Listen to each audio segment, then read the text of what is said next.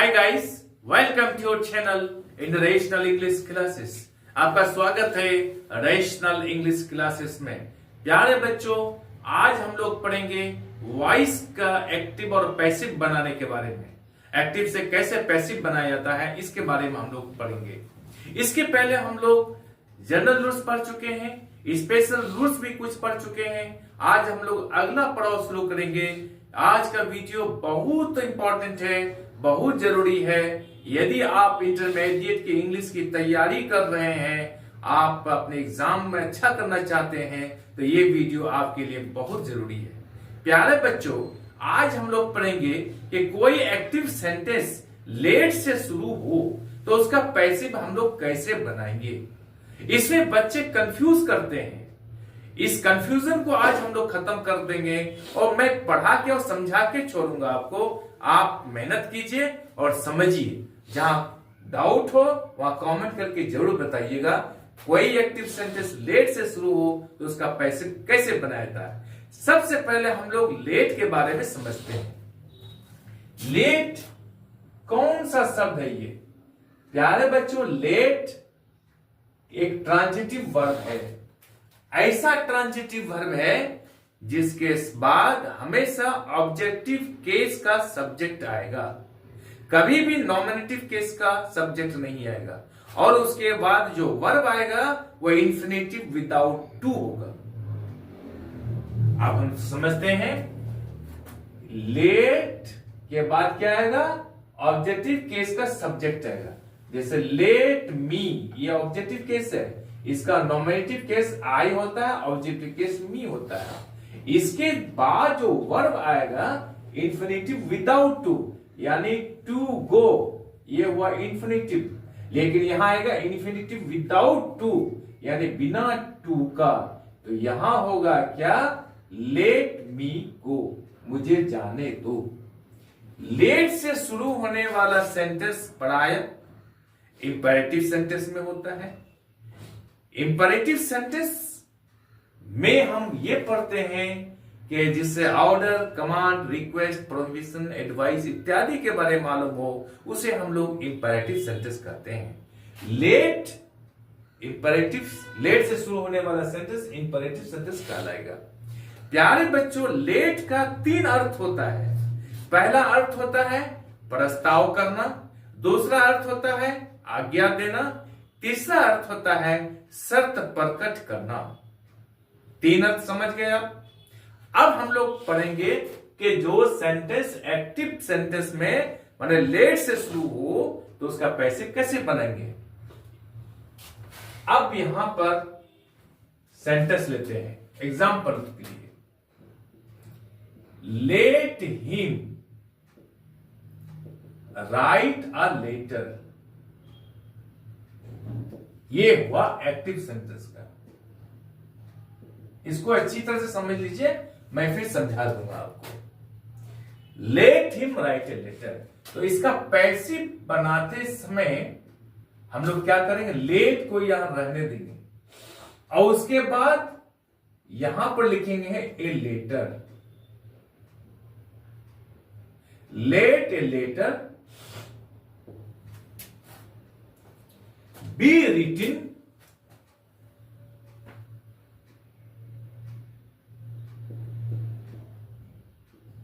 by him। अब देखिए, यानी ये लेटर्स ऑब्जेक्ट है, यहां पर ये इधर आ जाएगा। हिम यहां, ये सब्जेक्ट, यहां पर सब्जेक्ट का काम करता है, ऑब्जेक्ट में है तो इधर चले आएगा। हमेशा पैसिव में भर्तरी का प्रयोग किया जाता है। तो इसका रूल अब समझ लीजिए। Let plus subject plus B E plus verb 3 plus by plus object. इस रूल को समझ लीजिए।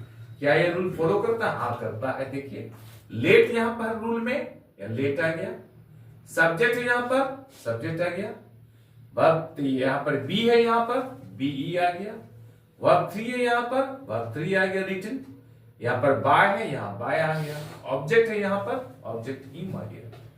इस रूल के अनुसार जितना भी सेंटेंस अगर वो एक्टिव में हो और लेट से शुरू हुआ हो तो उसका पैसिव इसी आधार पर बनेगा। समझ गए? इस पैटर्न को, इस रूल को याद रखिएगा। अब हम लोग देखेंगे प्यारे बच्चों, इस पैटर्न पर क्या कभी क्वेश्चन आया है परीक्षा में, एग्जाम में, इंटरमीडिएट का? हाँ आया है। कैसे आया है? हम लोग लेते हैं एक्टिव में लेते हैं। एक्टिव में हम लोग के लेते हैं क्या? Let him do it, let him do it.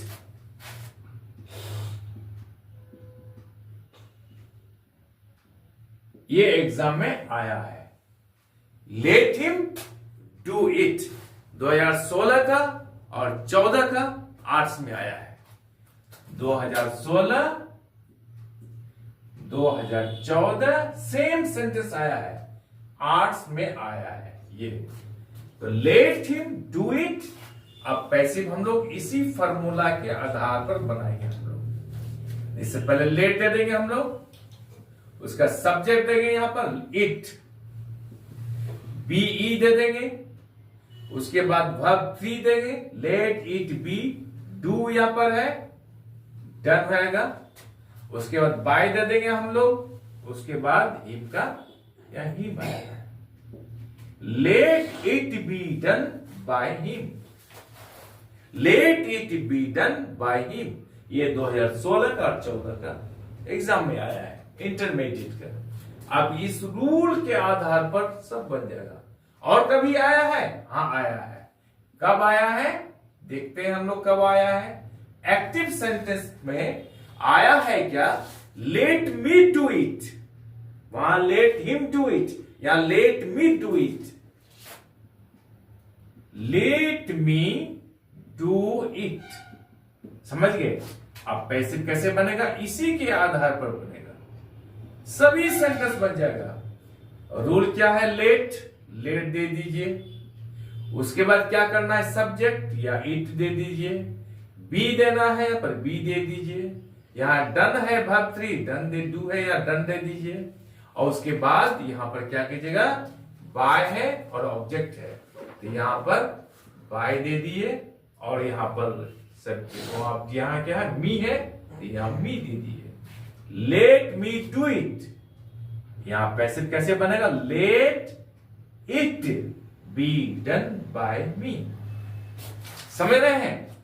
ये 2013 और 14 में आया है। 2013 का आर्ट्स में और 14 का क्या है? साइंस और कॉमर्स है। 2013 का आर्ट्स में आया है प्यारे बच्चों, और 2014 का साइंस और कॉमर्स में आया है। इसका अर्थ ये हुआ कि ये पॉइंट बहुत इंपॉर्टेंट है, इसको अच्छी तरह से तैयार कर लीजिएगा। एक बनाइएगा, आपको 1 नंबर मिल जाएगा। अब फिर और कभी आया है? हाँ आया है।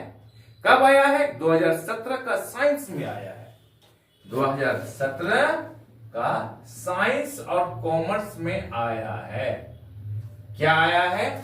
Let us finish this work. Active में हम लोग लेंगे let us finish this work. हम लोग इस काम को फिनिश करें, पूरा करें। अब कैसे होगा? देखिए यहां पैसिव, इसी पैटर्न पे सब बन जाएगा। ये क्वेश्चन 2017 में पूछा है साइंस और कॉमर्स में। फॉर्मूला यहां पर है लेट, यहां लेट लिख देते हैं हम लोग। यहां पर सब्जेक्ट, तो यहां पर दिस वर्क हो जाएगा, लेट दिस वर्क। बी कर दीजिए, यहां पर बी वर्ब 3 कर दीजिएगा, फिनिश्ड, FINISHED, फिनिश्ड। बाय कर दीजिएगा, और यहां पर अस है तो अस कर दीजिएगा। Let this work be finished by us, let this work be finished by us. 2017 में आया है साइंस और कॉमर्स में। आप प्यारे बच्चों इस कंसेप्ट को समझ गए होंगे, कोई कंफ्यूजन नहीं रहा होगा। अगर कोई कंफ्यूजन रह भी गया है तो आप कमेंट करके जरूर बताइएगा, मैं आपको फिर बताऊंगा। हम लोग दूसरा पॉइंट पढ़ते हैं प्यारे बच्चों। यदि दिया हुआ एक्टिव सेंटेंस इंट्रोगेटिव हो और वह डू डज डिड से शुरू हो तो उसका पैसिव कैसे हम लोग बनाएंगे? इसका पैसिव देखिए हम लोग कैसे बनाते हैं, एग्जाम्पल के द्वारा हम लोग समझते हैं। यदि कोई active sentence do does did से शुरू हो तो उसका पैसिव कैसे बनाएंगे, हम लोग एग्जाम्पल के द्वारा समझते हैं। जैसे एग्जाम्पल में हम लोग लेते हैं, एक्टिव में लेते हैं, does Rani write a letter. ये एक्टिव में है और ये इंट्रोगेटिव में है और ये डज से शुरू हुआ, इसका अर्थ ये प्रेजेंट टेंस में है और अंत में साइन ऑफ इंट्रोगेशन आएगा। Does Rani write a letter. हम लोग देखते हैं कि ये प्रेजेंट इंडेफिनिट में है, तो इसका नियम क्या है? सबसे पहले हम लोग लिखेंगे rule is are am was, past tense रहेगा, डिड रहेगा तो वाज वर प्लस, समझ रहे हैं? उसके बाद सब्जेक्ट, उसके बाद वर्ब 3, उसके बाद बाय, उसके बाद object. Subject verb 3 by object. यानी इस रूल के आधार पर कोई भी सेंटेंस अगर वो डू डज डिड से शुरू होगा तो इस रूल के आधार पर बनेगा। अब हम लोग कहते हैं does Rani write a letter, तो यहां लेटर एक है, यहां पर सिंगुलर है, तो पैसिव में हम लोग लिखेंगे is a letter. Is are am was were में इज आ गया, सब्जेक्ट में ये लेटर आ गया। अब यहां वर्ब 3 है तो रिटिन कर देंगे, WRITTEN, is a letter written, by कर दीजिए यहां पर और यहां पर ऑब्जेक्ट में रानी कर दीजिए, is a letter written by Rani. अगर वो पास्ट टेंस में रहेगा तो जैसे डिड यू सी, एक्टिव में हम लोग लिखते हैं डिड यू सी हिम, क्या तुम उसको देखे थे? डिड यू सी, क्या तुम उसको देखे थे? पैसिव में क्या बनेगा? Was he seen by you. देखिए किस पैटर्न पे, इसी पैटर्न पर ये क्या बनेगा?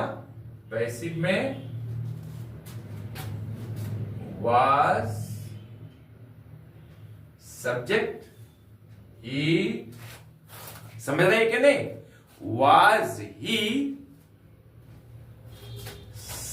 यहां पर सब्जेक्ट है, ही आ गया, वर्ब 3 हो गया, सीन, उसके बाद बाय कर दीजिए यहां पर, उसके बाद यहां पर यू कर दीजिए। Was he seen by you, क्या वह तुम्हारे द्वारा देखा गया था? और डिड यू सीन, क्या तुम उसको देखे थे?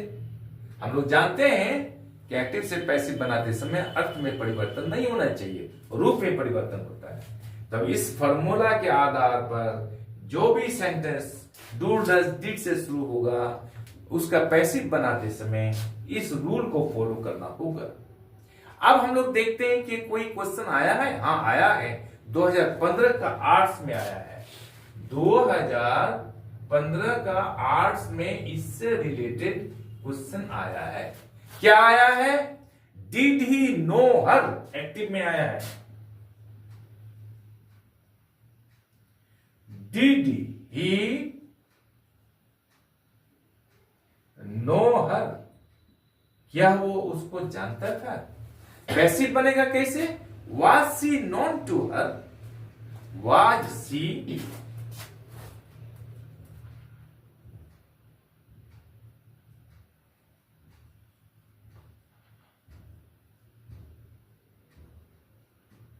Non to her.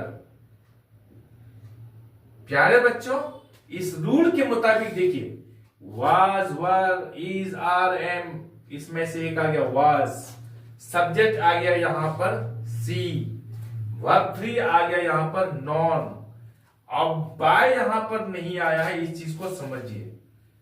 टू यहां पर बाय नियम में लिख दिए हैं, यहां पर टू आया है और उसके बाद ऑब्जेक्ट के रूप में हर आया यहां पर। ये चीज हमको समझना है, यहां टू क्यों आया, यहां तो बाय लिखा हुआ है। याद रखिएगा प्यारे बच्चों, एग्जामिनर आप घुमा करके क्वेश्चन दिया है। क्या दिया है कि कुछ ऐसे सेंटेंसेस हैं जिसका पैसिव बनाते समय बाय का प्रयोग नहीं किया जाता है, बल्कि अलग अलग प्रीपोजिशंस का प्रयोग किया जाता है। यहां पर नो के साथ सदा टू का प्रयोग किया जाता है। यह सेंटेंस इसके पहले भी आया है, नो के साथ सदा टू का प्रयोग किया जाता है। सरप्राइज के साथ एट का प्रयोग करता है, एस्टोनिश के साथ एट का प्रयोग किया जाता है, प्लीज के साथ विथ का प्रयोग किया जाता है। हम लोग इस पॉइंट को आगे पढ़ेंगे, हम लोग ये दिया हुआ है, यह स्पष्ट कर देता हूं मैं आपको प्यारे बच्चों, इसलिए यहां पर टू का प्रयोग किया गया है। जैसे I know him, he is known to me, वहां पर बाय मी नहीं होगा, इसलिए यहां पर टू लगा, बाय के स्थान पर। सारा नियम जस का तस है। प्यारे बच्चों, आई एम श्योर ये वीडियो आपको अच्छी लगी होगी। आप चैनल को लाइक और सब्सक्राइब कर दीजिए तथा बगल वाला बेल आइकन को दबा दीजिए, जिससे कि हर आने वाला वीडियोस का नोटिफिकेशन आपको मिलता रहे। आप पढ़ते रहें, आगे बढ़ते रहें। बाय।